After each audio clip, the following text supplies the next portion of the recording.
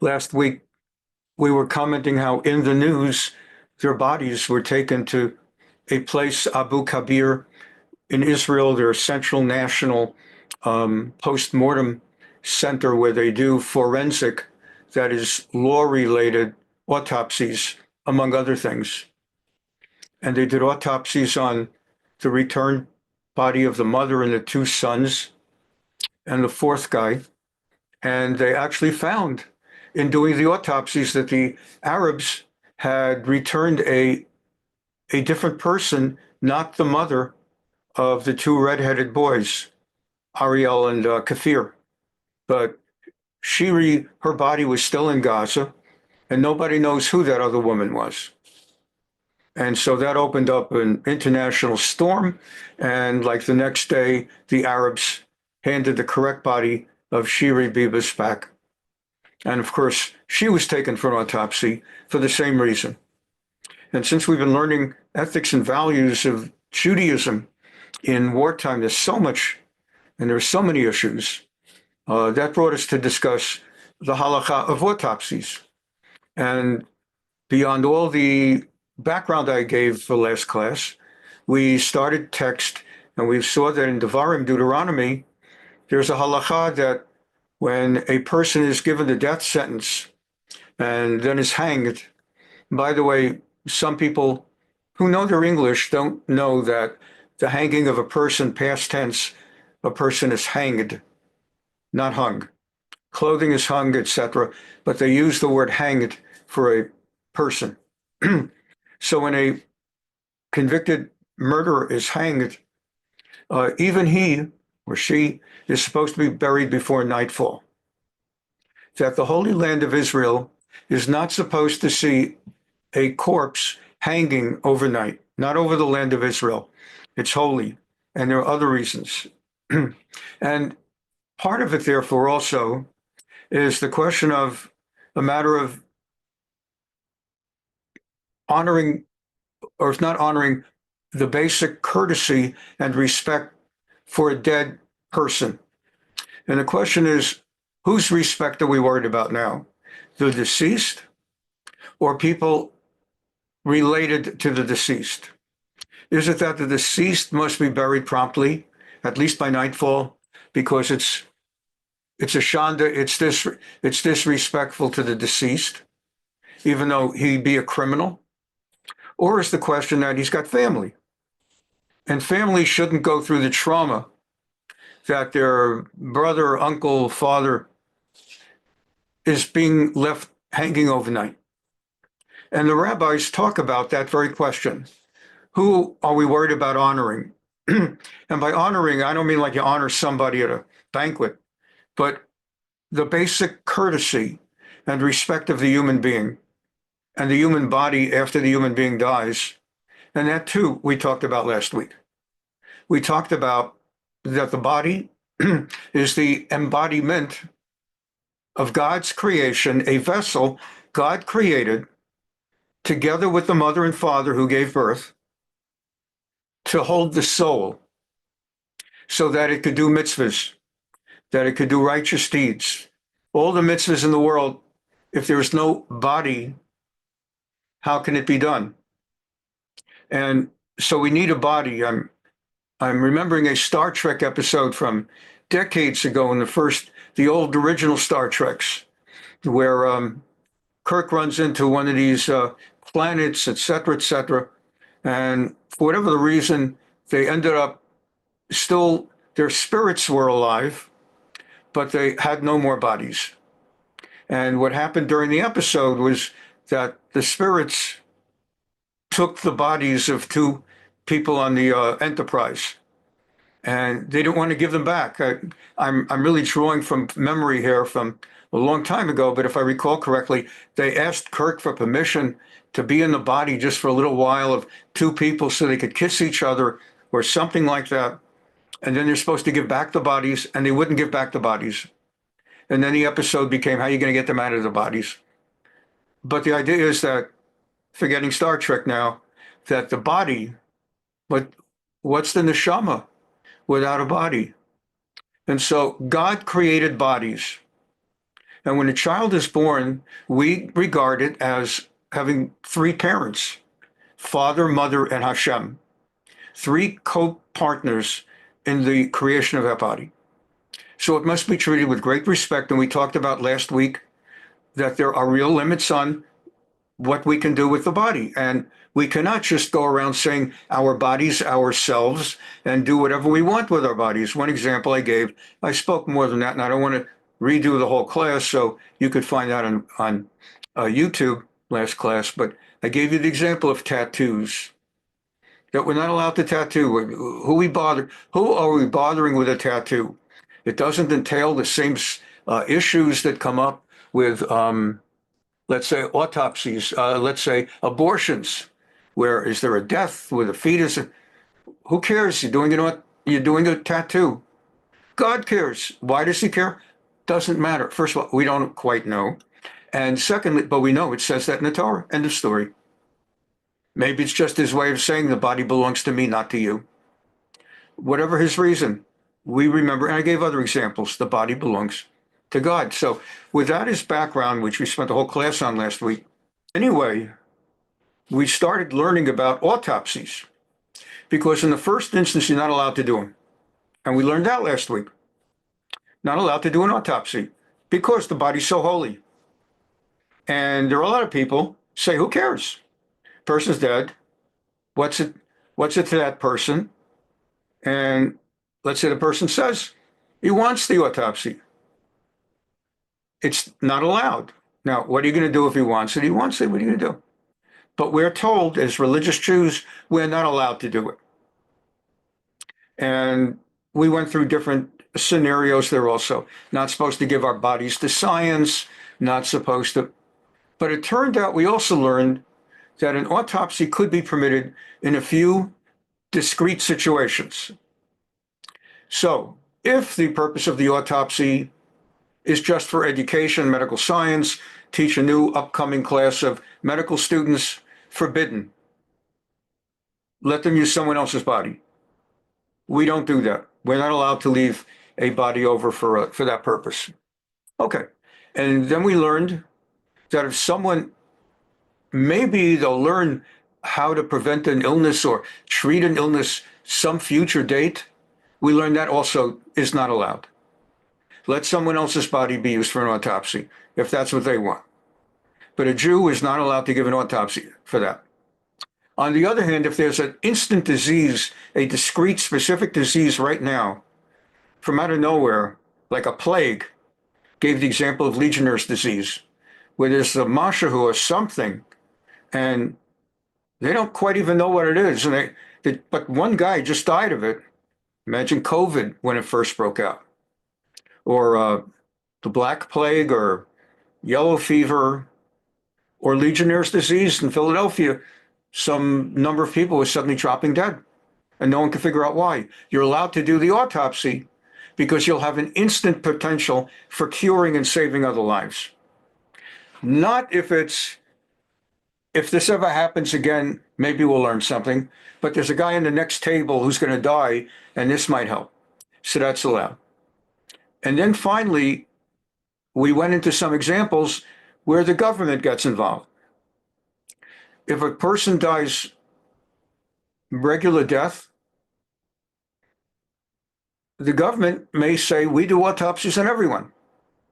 Not in Israel, because that's a Jewish country, and even though they don't run a halachic country that follows every detail of Torah law, there are certain national values. And we don't hear about it because it doesn't come up so often as an issue. So we might hear about kosher, we might hear about Shabbat. We don't hear about every little detail of Jewish law that Israel uniquely follows to a great degree. But autopsy would be a case, no automatic autopsies in Israel. There used to be. And the religious parties, Israel has, let's say, 10, 12, 14 different parties in the government. And they make deals with their different number of seats that they have. And they have to reach 61. There's 120 seats in parliament. So it takes 61 seats to have a coalition. And you would have the larger conservative and the larger liberal party each might have 30 seats. And then to get from your 30 seats to have a right-wing coalition or a left-wing coalition, you have to horse trade to get another 20, 30 seats. So there are two religious parties in Israel. One typically gets 9 seats, that's Shas, and the other typically gets 7 seats, and that's called United Torah Judaism, UTJ, which is a combination of two Shas's Sephardic Orthodox religious party, and then there's two Ashkenazic Orthodox religious parties, and they combine for United Torah Judaism. There's the Litvaks, the non-Hasidic ones, and that's called Degel HaTorah, and then there's the Hasidic or Ashkenazic Orthodox, and they're called Agudas Yisrael, and they joined together United Torah Judaism. So anyway, they made clear many years ago, we're not joining either side unless we have a law in this country, no more autopsies. And that was like a big, big thing. And finally, can you imagine a country that can't form imagine the right wing, conservative thing, the conservative coalition, they're going to watch the left wing end up with the governing coalition because the left wing will decide no autopsies and we're not going to have a coalition. So everybody started agreeing, okay, no autopsies. And that became a thing in Israel. But take California in America, as any youngman would say, please.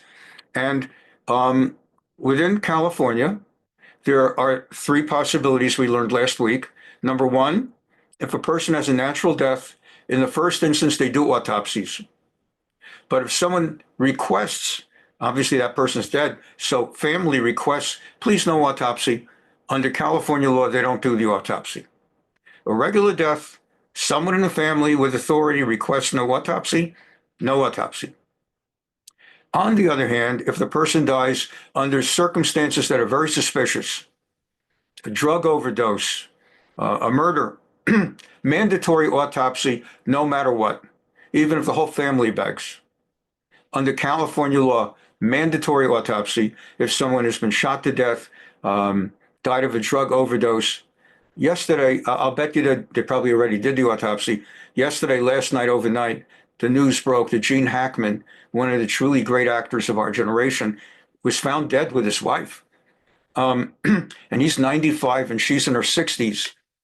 So if he died, I would say, if he died of 95, and if his wife would say, if she were alive, say, he was 95, I suspect they would not do an autopsy if she would say, please no. But because she's dead, at the same time, you want to find out what it was. Did they decide together to kill themselves? Was it a carbon monoxide, God forbid? Was there a bad person who broke into some? So it'll be a mandatory autopsy for both of them. Then there's the middle ground. We talked finally about that, and that's where we left off. Someone who dies from an accident. So we know the person did not die a natural death, but we kind of know what the person died of. We know the person did not die probably of, God forbid, cancer or heart disease, maybe, but it seems that they fell on standing in line, online. Denise always bothers me over this because I come from New York where you stand online. That's how an educated person in New York talks or speaks. I don't know which it is, talk or speak. So I don't know where I fell in the education chart. Outside of New York, apparently you stand in line. So regardless, someone's standing online, all right, in line at the bank. And as I gave the example, this class, it used to be you'd stand 40 minutes. Unbelievable. Now you can do electronic banking. But it used to be you have to stand 40 minutes. And so I know of 2 cases in my last 40 years where an elderly person in line stood 40 minutes, collapsed, just passed out, landed on the head, and died from, it caused a subdural hematoma.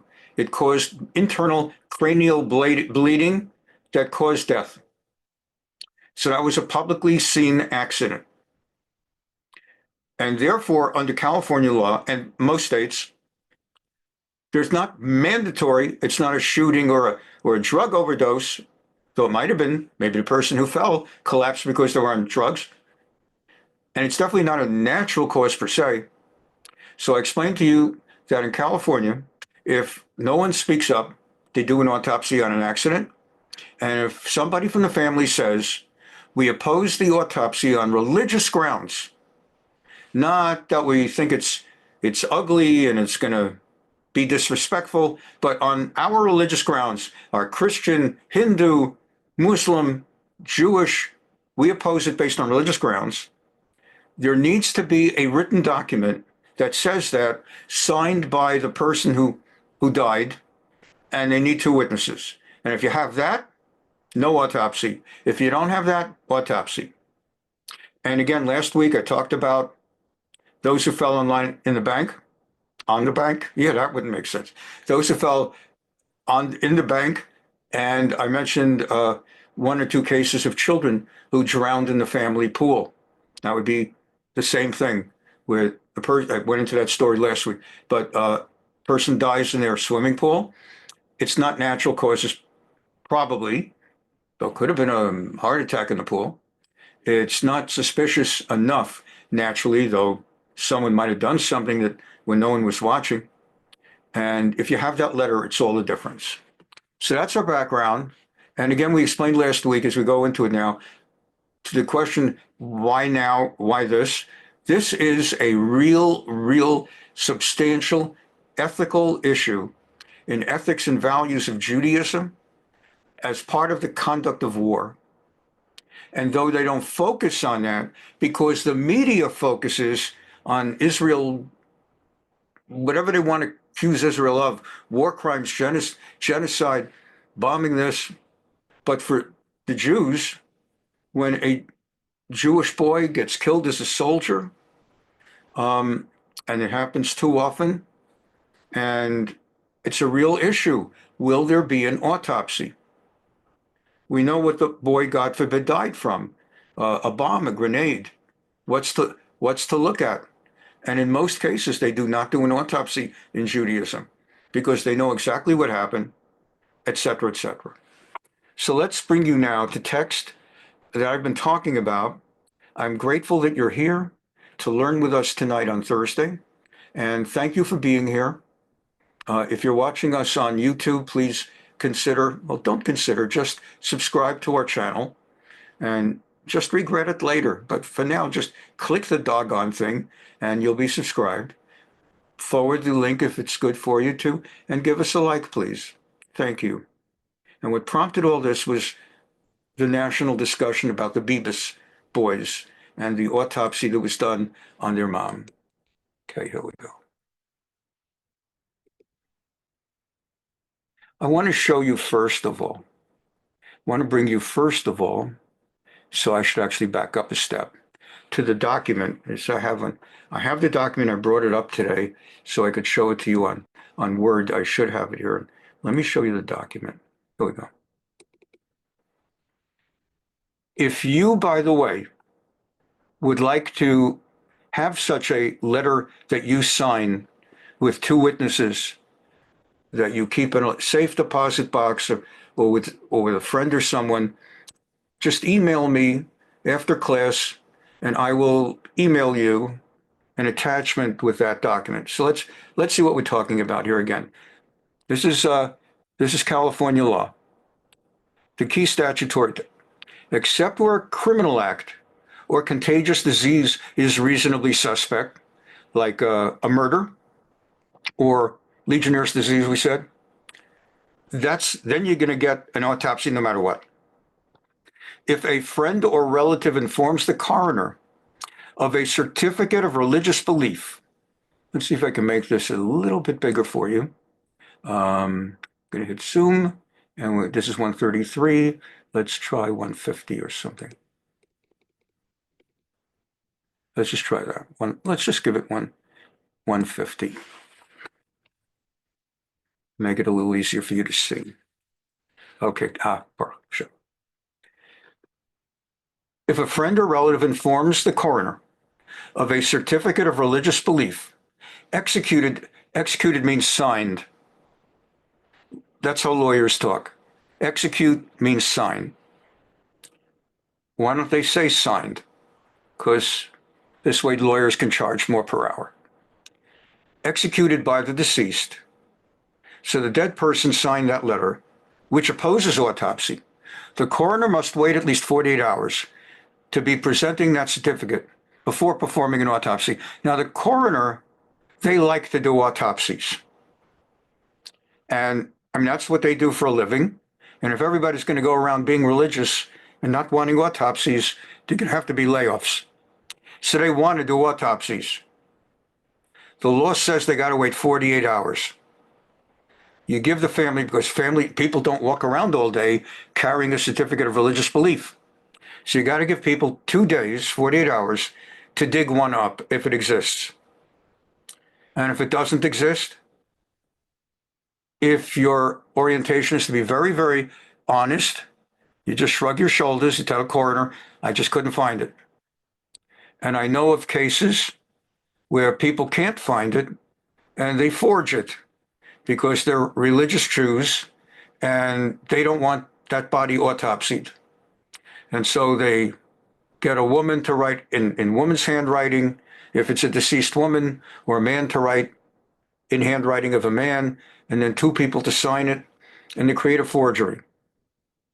Is that the right thing to do? Well, you don't expect a rabbi who's been an attorney to say that's the right thing to do. But if I've told you what I just told you, I did not have to even put that idea into your mind. But I thought you should have that idea in your mind, know about it. I certainly don't encourage, but I thought you should know. If presented with a certificate, the coroner shall not perform the autopsy. The certificate must be signed and dated in the presence. So if someone's doing the forgery, which they should not sign the certificate of religious belief on a date after the person died. Not that they should do such a thing. The certificate must be signed and dated in the presence of 2 witnesses. Now, in Judaism, you have issues of evidence and witness, so a relative may not be a witness. When we do a wedding and we have 2 witnesses at the ketubah, 2 witnesses when the ring is given to the woman by the man, 2 witnesses in the yichud room, they're not allowed to be relatives, and they're not allowed to be related to each other. And they must be Orthodox Shomer Shabbos and other things. There's a whole bunch of requirements to be a kosher witness. And that's why the Mesader Kedushin, the rabbi who's conducting the wedding, is consulted in selecting the witnesses.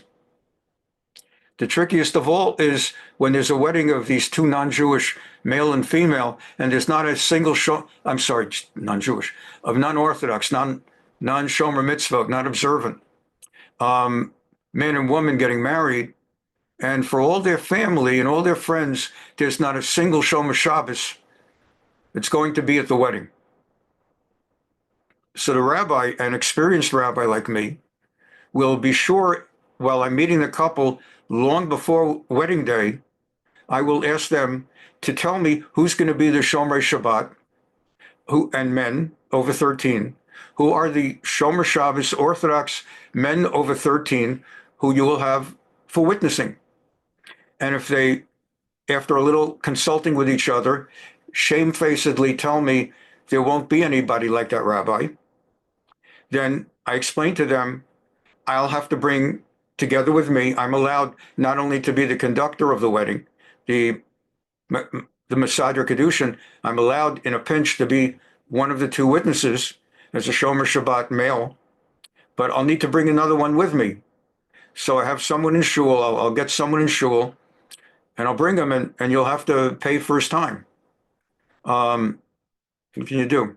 But when you're doing something California law, there could be 2 illegal aliens. As long as you got 2 witnesses signing it, and they could be women, they could be non-Jewish, they don't have to be over a certain age, they just have to be whatever age is required in that state. Okay. So no mention is made of a notary, but a notary may be one of the two. So you can go with a friend to a notary, and your friend and the notary do it, and then it's full kosher. Okay. So that's the key statutory text. Okay. Now, any person 18 or older may execute a certificate of religious belief. So for the person who signs it, but this is not, so it turns out someone under 18 in California cannot do a certificate of religious belief. But I guess the parents can. But any person 18 or older may execute a certificate of religious belief which will state in clear and unambiguous language that any post-mortem anatomical dissection, in other words, any autopsy or specific procedures, would violate the religious convictions. So if a person says, I, John Doe, hereby instruct that in the event of death, that I don't want an autopsy because that's freaky and yucky, that won't work. It has to be for religious belief. The certificate shall be signed and dated, et cetera, et cetera, et cetera. And now the last part of this document that I want to bring to your attention, let me just get this off the screen. All right, there we go. Last part of this, there's a lot of it, but last part that I'm going to is this. I created a document based on the statute, and I'll email you this if you email me and ask for it. Certificate of religion. My name is John Doe. I reside at 123 Anywhere Street in Orange County, California. I prepared the certificate of relief pursuant to California law to protect myself from an autopsy being performed on me in the event of my passing. I hereby declare under the penalty of perjury under the laws of the state of California, which you got to think about this format because he's dead. Let's say he is committing perjury.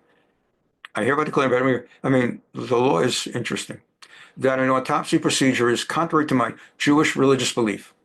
In the most clear and unambiguous language, I emphasize that any postmortem anatomical dissection of any kind would violate my Jewish religious conviction, and I therefore request that my religious objection to being autopsied be honored. And then that guy signs, and then you print out he's the declarant, or she, and then you have two signatures, 1 and 2. You print the signatures, you sign, and you have it witnessed. The two witnesses sign. And actually, you don't need the witnesses to sign. You just print. Declarant signature was. It's interesting. You just need the name and the address. Okay, enough of this. You got the point. But I wanted very much that this be taught, and it may never come up again in our classes.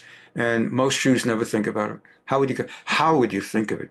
What would you? Does your rabbi ever get up in shul and devote a sermon to such a subject? Maybe to teaching. Who tells you to sign a thing? So anyway, it's very important to know. And in the case of the Beavises, there was no question they're getting autopsied, and it turned out to be quite important because, as we found out, the Arabs were lying. Big surprise there. So the Gemara talks and gives us more information. We learned last class a dead body must be buried right away. Okay, let me take this. I've got so much to teach you. Some is in the text, and a lot of it is just by telling you. A body must be buried right away. You've probably heard of this. In Judaism, if a person dies on Saturday, they're already sending emails right after Shabbos. The burial will be tomorrow, Sunday at 3 p.m. It must be right away. It's a halacha. It's not just a custom. It's a halacha. Robert Klein, the stand-up comedian, I don't know whether he's still alive, but the stand-up comedian, when I was a young adult,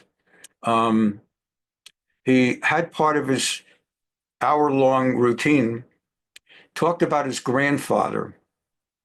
He would talk about the halacha I just mentioned. He wasn't religious, but he would mention he would say, to his audiences, non-Jews too, in Judaism, they bury right away. My grandfather, whenever he came over the house, he had a chair that he loved in the family room to watch TV. He loved that chair but he made us wake him up every 5 minutes because he was always afraid if he fell asleep during the show, they would bury him before he got to find out how the show ended. Because in Judaism, we bury so fast, he was he was afraid they'll bury him before the half-hour comedy is over. So it's not that fast, but you got to make arrangements, but it's fast. I was extremely surprised as a young man. When they buried Golda Meir, it took a few days. She had been the famous prime minister of Israel. And no, she wasn't religious, and she was anything but religious. She was a Marxist, but she was a proud. Israel was run by Marxists until 1977. That's what the Labor Party was. And the famous ones you all know, Moshe Dayan, Yitzhak Rabin, Shimon Peres, Golda Meir, Ben-Gurion, they were all Marxists, socialists.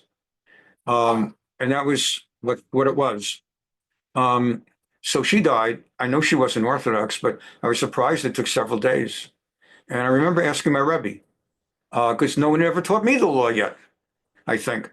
And it was explained to me, we're going to see the text, out of honor to the deceased and honor to the family of the deceased, a burial may be delayed a day or a few days, if for the reason of creating greater honor for the deceased and the deceased's closest relatives to give them comfort, consolation. In her case, she's a world leader, very famous, and presidents and prime ministers from all over the world were coming for the burial. And so it was allowed according to Jewish law. Chief rabbinate permitted it and everything for that reason. Now, in the non-Jewish world, Jimmy Carter died recently, and there were several days till they buried him. But it happened to be for a similar reason, because world leaders were coming. But it's not as though anybody was considering halakha. But in Judaism, you have to ask a rabbi. In the case of a prime minister of Israel, you consult with the chief rabbi of Israel. Regular people consult with the rabbi of the shul, whoever the rabbi is. And that's an exception where we could delay. Otherwise, it's right away. And after the burial, everybody goes home, as I explained last week, and the mourners immediately sit down, thus beginning Shiva and thus covering the first day of Shiva. So if the person, as I said last week, died Monday at 2 p.m. and was buried Tuesday at 2 p.m., and the family gets home 5 minutes to 6 just before sundown, even though they only began Shiva Tuesday at 6 p.m., it is considered as though they had begun that previous night, Monday at 7 p.m., because it's the same Hebrew day. The day began the night before. And although they didn't even do the burial the night before, having sat Shiva a few moments before the end of that first day, they get credit for an entire first day. And on the seventh day of Shiva, the Shiva ends that morning after morning services. They walk around the block. So that's like a half a day. It doesn't have to wait that day till nighttime. So suddenly a 7-day Shiva can turn into 5.5-day Shiva, and people don't sit Shiva during Shabbos. So actually 7 days, it's called Shiva from the Hebrew word Shiva, 7, but it typically runs 4.5 days. People can go out, go to shul and everything on that. So let's go back to the Gemara. So the Gemara is talking about in Sanhedrin, Daf Mem Zayin, folio 47a. Okay. So it's talking about needing to bury the person promptly. Ta Shema. Many times the Talmud begins a discussion with the words Ta Shema. Come and listen. Come and hear. Come and listen. And it's just a way of communicating that a law is coming up. It doesn't show up all the time, but it's a very famous Talmudism. Ta Shema. Come and listen. Come and hear. Helino lichvodo. If they kept the body not yet buried, lahavilo aron v'tachrichin, because they need to bury him in a coffin. He's died, and let's say they won't have a coffin for 2 days. Nowadays, if you die, not you, but if a person dies in a big city, for example, or even a small town, there's probably some kind of funeral company, and they have coffins and all the different appurtenances. And in the Jewish community, there's a chevra kadisha. Chevra kadisha is Aramaic for the Hebrew words chaverim or chevra kadosh, the holy society. And the holy society has coffins. When a person, God forbid, dies, has to be buried in a coffin, though in Israel we said last week they bury in shrouds. Before the body is put into the coffin, the body must first undergo a taharah. Taharah.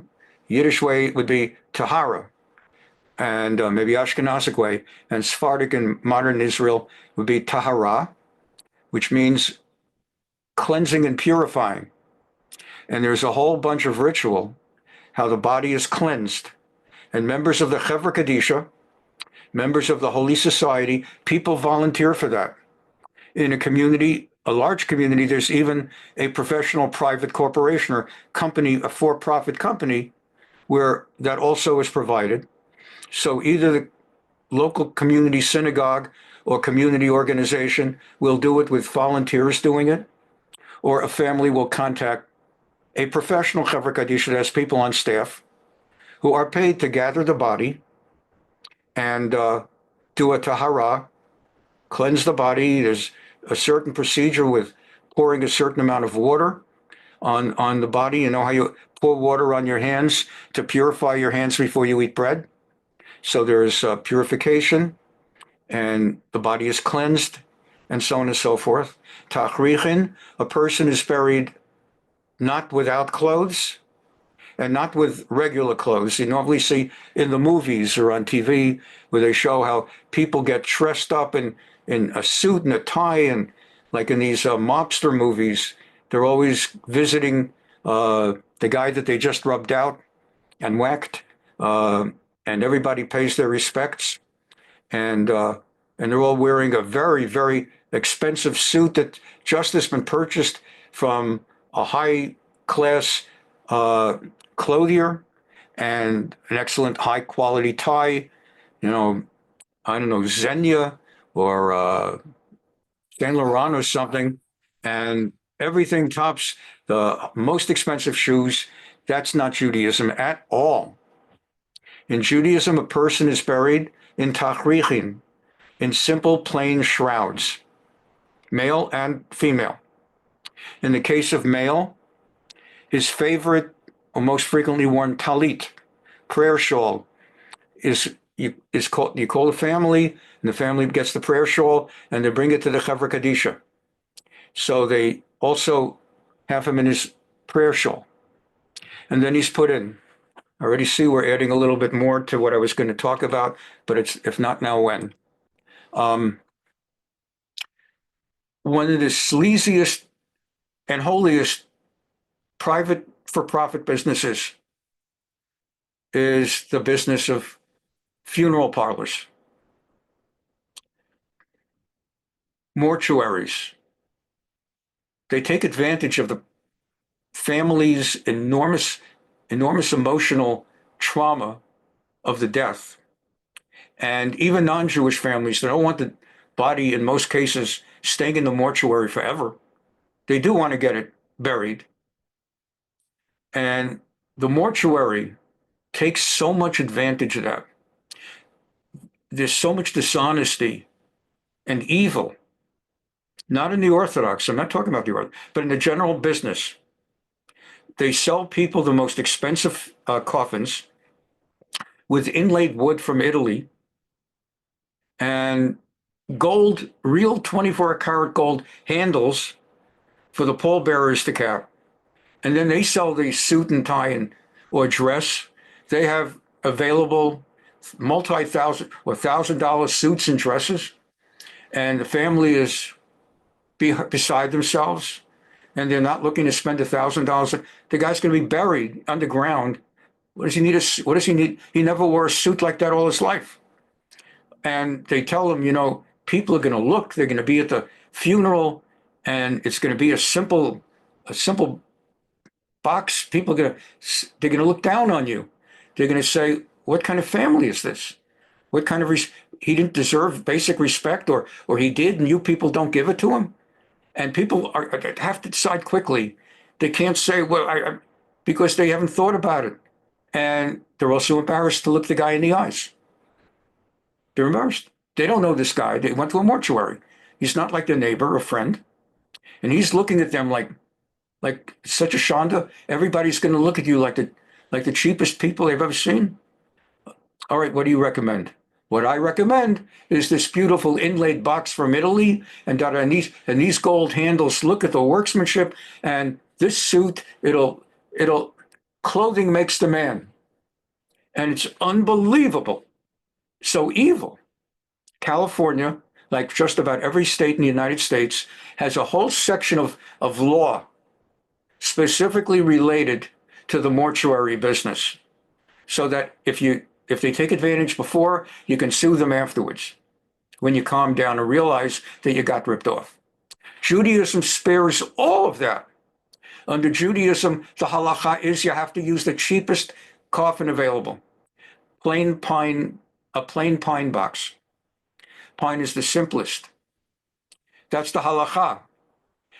And in a Jewish Chevra Kadisha situation, they explain if they're honest, and the Orthodox ones, there's also secular Jewish that are very popular with the Reform and the conservative.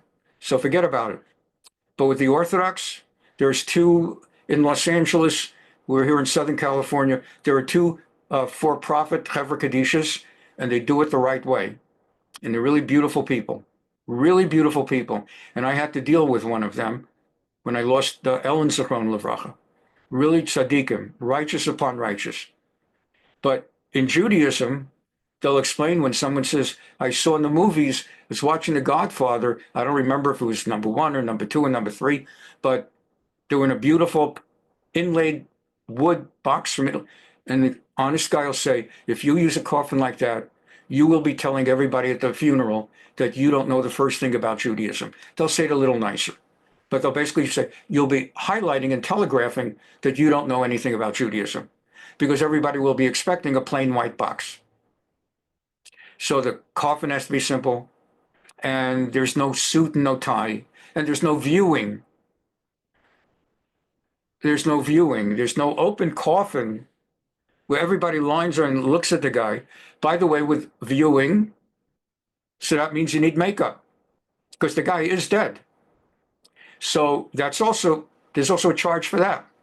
Okay, we're going to put him in this Lord and Taylor, or I don't know what, Harrods. We're going to put him in a Harrods suit, and we give him they're going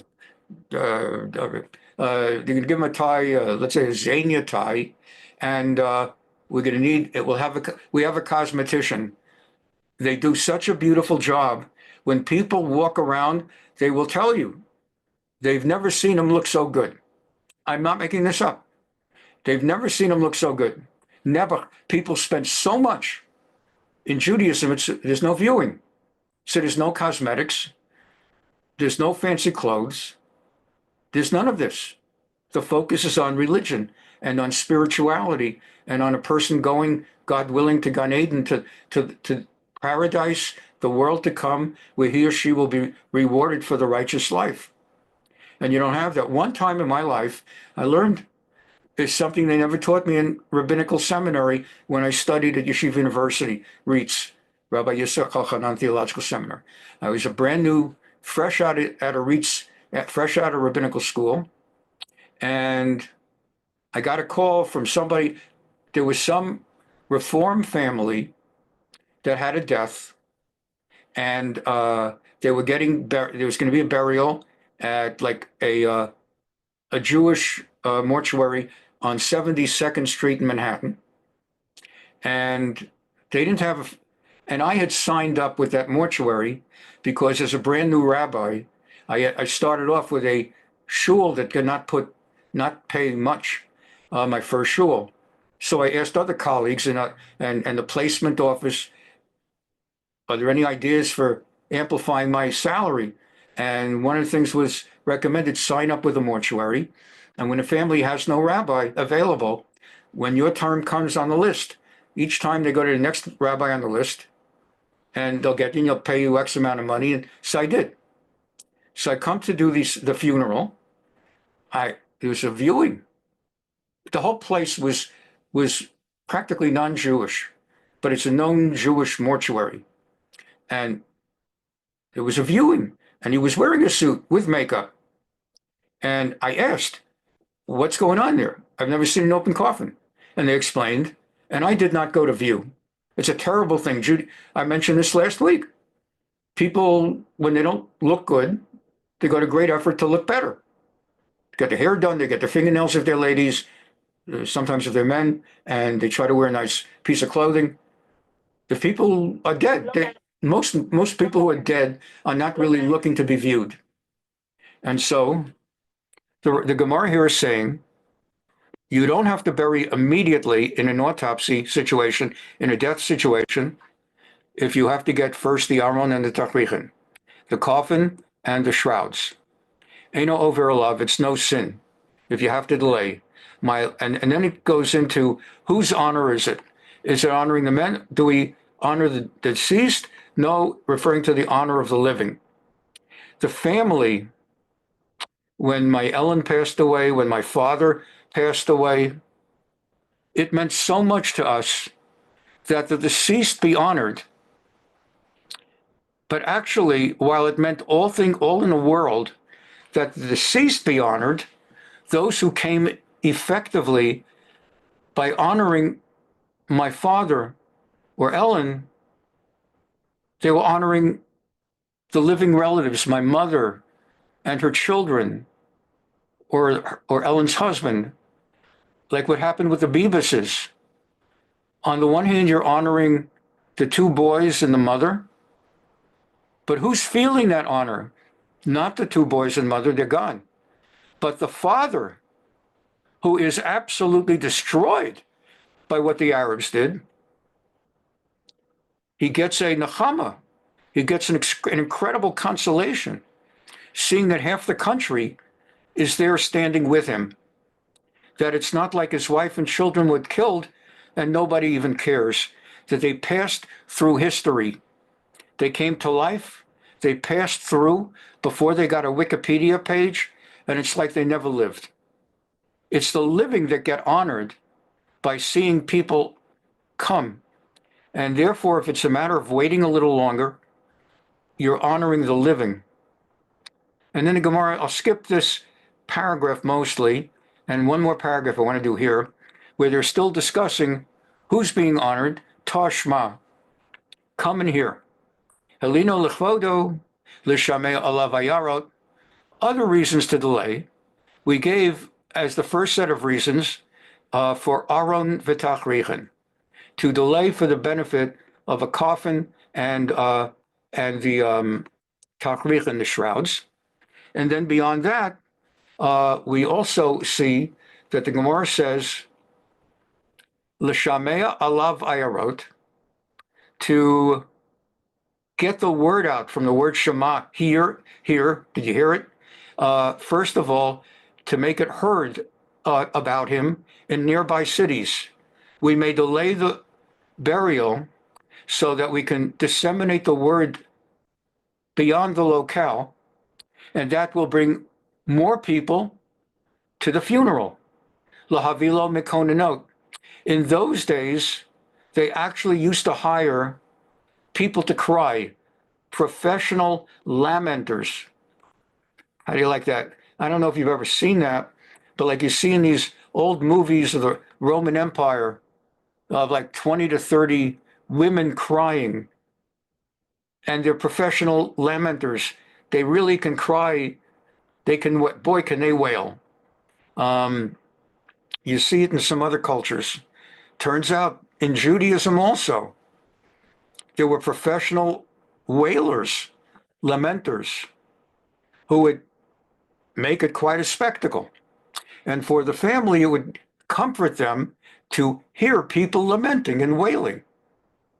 So you're allowed to delay a burial, to get out the word, to get the lamenters, and back to Lahavilo Aron V'Tachrichin, and to get a coffin and shrouds. Eino over alav. There's no sin in that. And the delay, shekol ha'oseh, eino ela l'chvodo shomei. Anyone who does that is honoring the deceased. Hachika amar, kol ha'oseh l'chvodo shachai, ein bizion lamet. And if you're doing it to honor the living, the surviving family, that is ein bo bizayon lamet. That is no disrespect to the deceased. We continue. So I'm not going to read it. I just taught it to you, but I just want you to see in the California code, in what they call the government code, Title 3, yada, yada, yada, Article 27491.43, the law that I showed you earlier in class tonight, I pulled it out from there, and then I created a separate document so it would be easier for you to see. Now, as we're winding down, but still have some time on this, let's continue. In the Torah, chapter 21 of Shmot, it says that someone who kills a man, and that man dies, someone who smites a man, and that man dies, mot yumat, the killer shall be executed, put to death. And in Torah Judaism, you betcha there's capital punishment.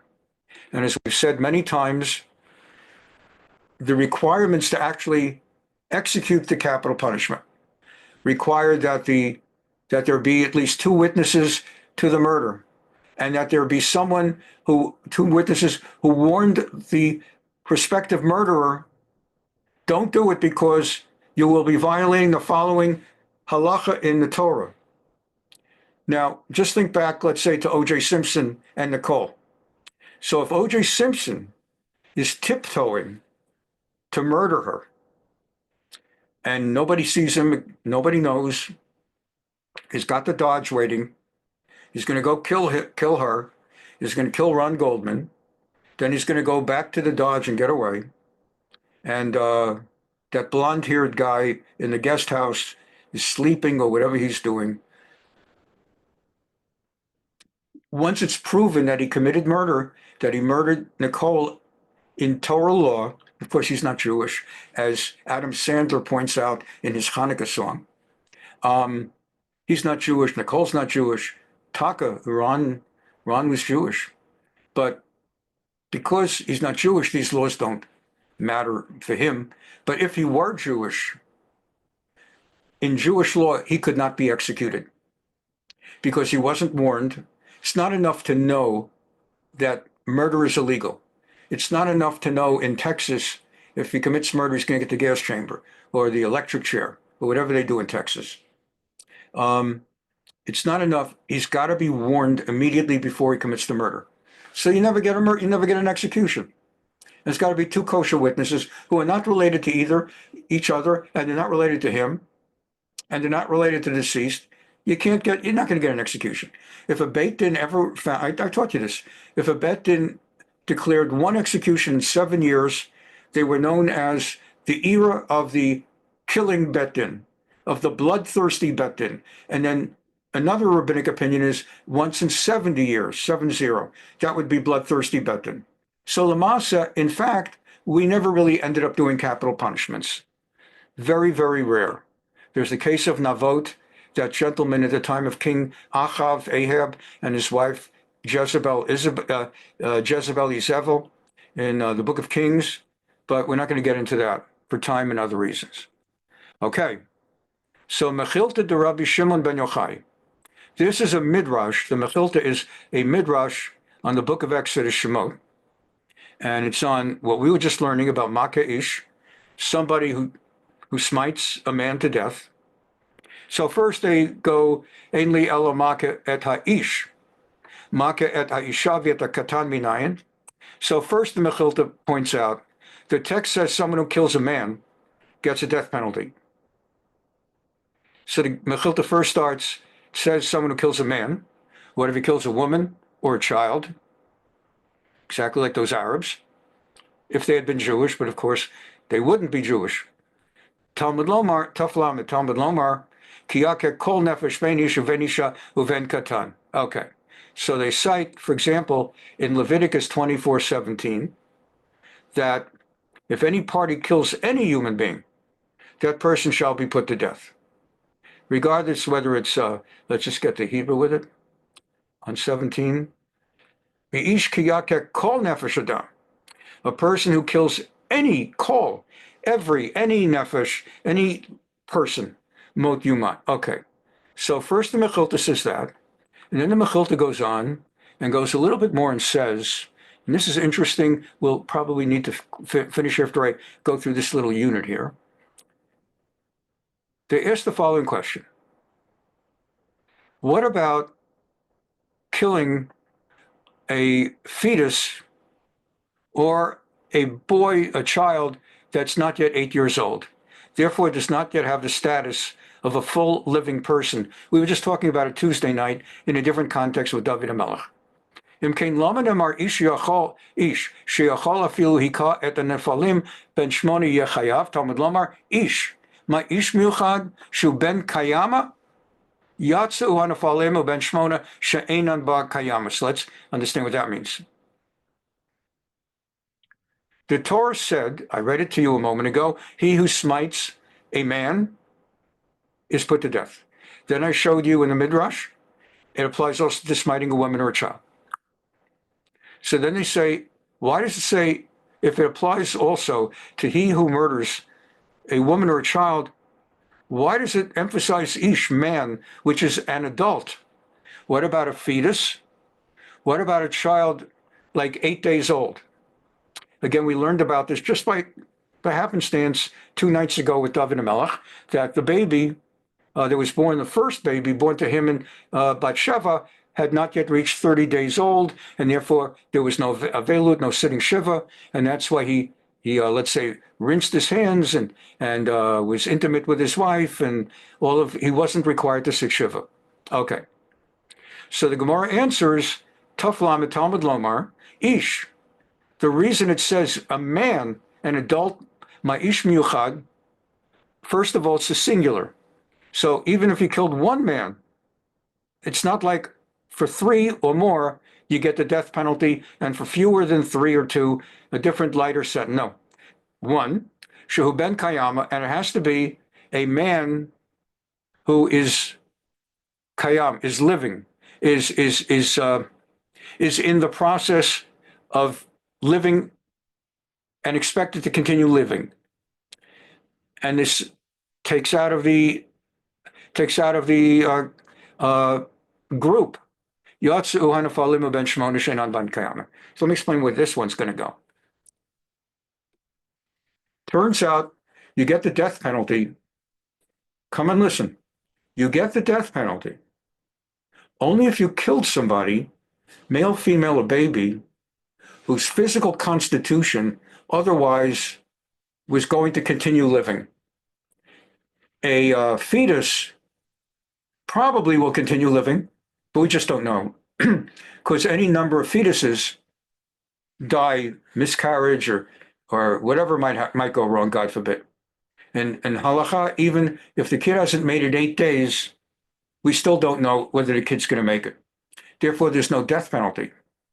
Because of that, because the death penalty is only if killing a male, female, or child who's going to otherwise keep living, there's a whole discussion. What if the person's dying of cancer? Whoa, did you see that coming? Let's say the man is 50 years old. The woman is 70 years, 60 years, 30 years old, and is got terminal cancer. And a murderer comes and murders the person with terminal cancer. God forbid, God forbid. There's no death penalty because it says ish, and it refers to a bar kayama. It refers to someone who, under regular circumstances without the murder, would have been continuing living a long, long time with no end date nearby. But if the person had, I'm saying, cancer, or if the person had some other thing going on where you already had doctors telling him or her, God forbid, they've got a month, they've got 2 years. But if the person was on a medically, scientifically declared shortened time frame, then the murder of that person does not lead to the death penalty. And that gets into the autopsy law as well. Whether you're allowed to do the autopsy and whether the person is of a certain age. Now, the Gemara will go and ask, and for time reasons, I'm not going through all the text. The Gemara will say, well, why do we ever give anyone a death penalty? If someone kills somebody, murders somebody, how do we know that that person was not going to get run over by a car an hour later and did not really have a long life left? How do we know that the person was not going to contract Legionnaire's disease? Tomorrow they were going to the hotel in Philadelphia for a convention and they would be dying within a few hours. So how could we give anybody a death penalty? Because so the Gemara answers, Basar Rov, Batar Rov, we follow the majority. In the majority of cases, people continue living on a so-called natural life. And therefore, murderers are subject to the death penalty if the other boxes get checked off. But if a murderer truly does not check off those boxes, they don't get the death penalty. We follow the majority. So unless we know for sure that the person was on a time limit like cancer or something like that, the death penalty is given. If we apply it, again, the Arabs from last week, they're not Jews. They couldn't be Jews. There's some bad Jews, but none of that. The idea of that kind, that's not our culture. That's the cousins. For all intents and purposes, Shiri Bibas had a regular long life ahead, no particular diagnosis that she was out of time, and the two boys were doing just fine.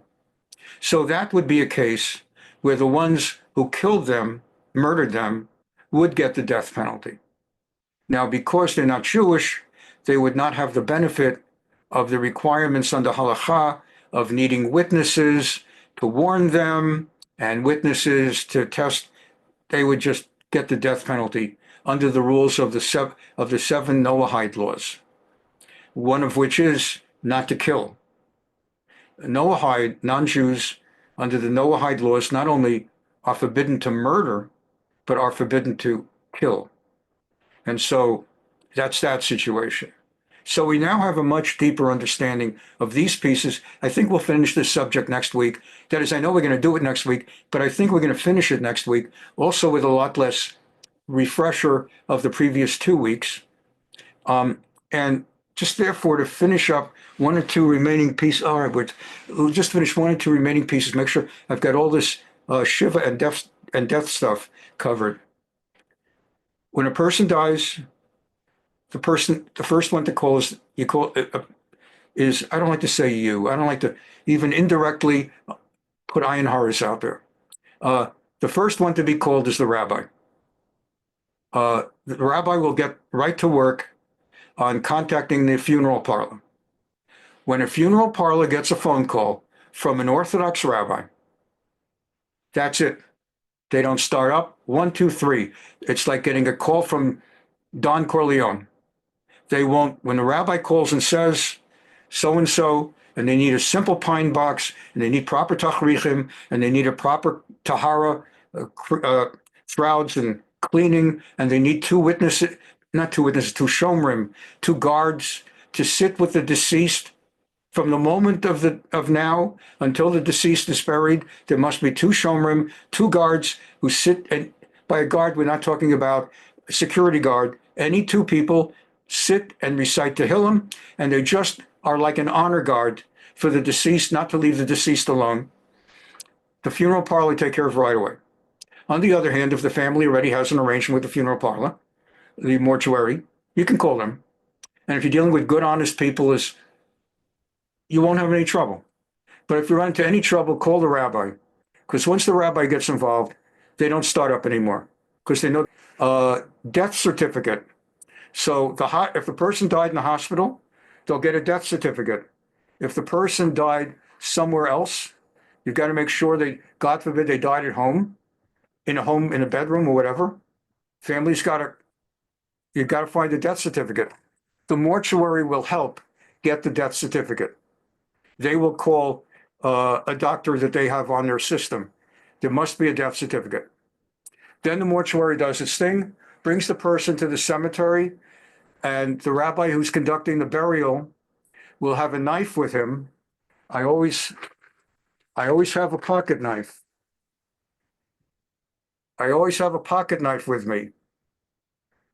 It's part of my rabbinic toolkit. So that if I ever, God forbid, have to conduct a burial, I have the knife, and not totally experienced with it, but don't mess around with me. Not that I know how to use it. Don't mess around with me because I don't know how to use it. And I'll take make a little cut in their garment, and then they will pull the tear open and recite the bracha Dayan Ha'emet, having done kriya with an ayin, meaning having torn. Then there's the burial. We won't get into tzedek hadin and all the laws of that. A kohen may not go to the cemetery. They're not allowed in the cemetery, except for their immediate family, if they have a death of a sibling, a child, or a parent. So it's the 6 immediate relatives: mother, father, son, daughter, brother, sister, or spouse. And then the family comes home, sits down, shiva for 7 days. We're not going to go through more laws of shiva. And then they get up and they take the walk on the 7th day, and that's the end of that. So we've covered a lot. We're going to have one more class about autopsy, finishing up. And then we're going to go into that next subject about luring a potential target by having a woman try to sexually ingratiate herself with someone who does not realize she's been planted by the enemy to lure him and kill him. And that's next on agenda. Well, I want to thank everybody for being here. And I look forward to seeing you on Sunday. And may we just know good news. And may God allow us to witness the bombing of Gaza to the point that it gets flattened. May God bless us to see Gaza flattened in our days. Bye-bye.